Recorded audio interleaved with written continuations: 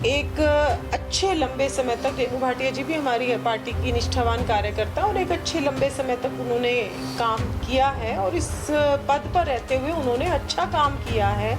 और जहां तक इस्तीफे की बात है, क्योंकि आज नई घोषणाएं होनी थी हमारी, मेरे ख्याल से हो भी गई होंगी शायद या होने वाली होंगी, तो कुछ नए कार्यकर्ताओं को जिम्मेवारी दी है। और पहली बार हरियाणा में 26 फसलों पर एमएसपी, हमारे मुख्यमंत्री जी ने कहा कि किसान जो भी बोएगा एक एक दाना हमारी सरकार खरीदेगी। अभी उन्होंने कुरुक्षेत्र में प्राकृतिक खेती के लिए भी घोषणा करी कि किसान यहाँ पर प्राकृतिक खेती करें और अगर उनको कोई प्राकृतिक खेती से नुकसान होता है तो उस नुकसान की भरपाई भी सरकार करेगी। लेकिन जो विपक्ष है, आज उनके पास ना तो कोई नेता है, ना वो परिवारवाद से बाहर निकल पा रहे, ना वो आपसी फूट से बाहर निकल पा रहे। अगर वो एक सकारात्मक विपक्ष की भूमिका निभाते तो वो आज देश की शूरवीर सेना के ऊपर सवाल ना खड़ा करते। आज वो भारत के बाहर जाते हैं और भारतीय जनता पार्टी के विरोध में बोलते बोलते कहीं ना कहीं भारत के ही विरोध में बोल आते हैं।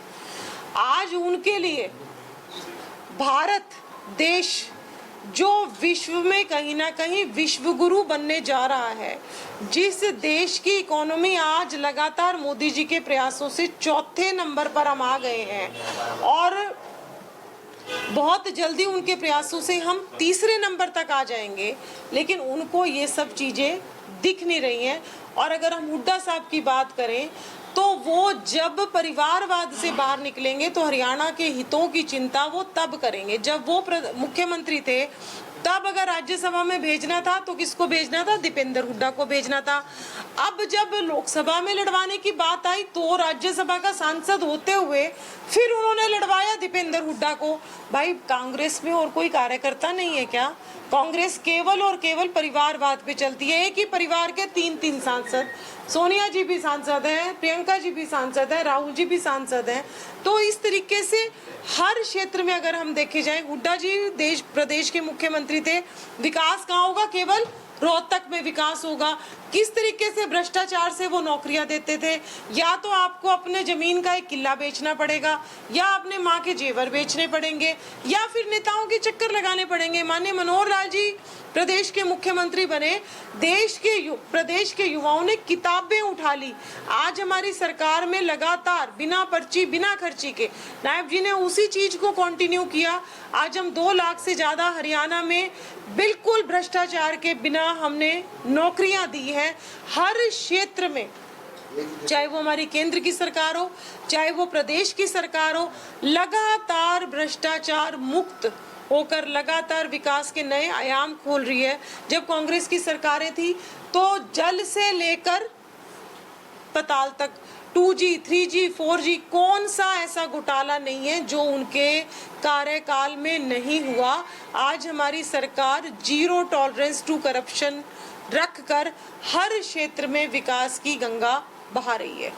मैम, हरियाणा महिला आयोग की जो चेयरपर्सन थी रेणु भाटिया, हालांकि उन्होंने इस्तीफा दे दिया, जिस तरीके से उनका बयान निकलकर सामने आया, कैसे आप उसको देख रहे हैं? देखिए,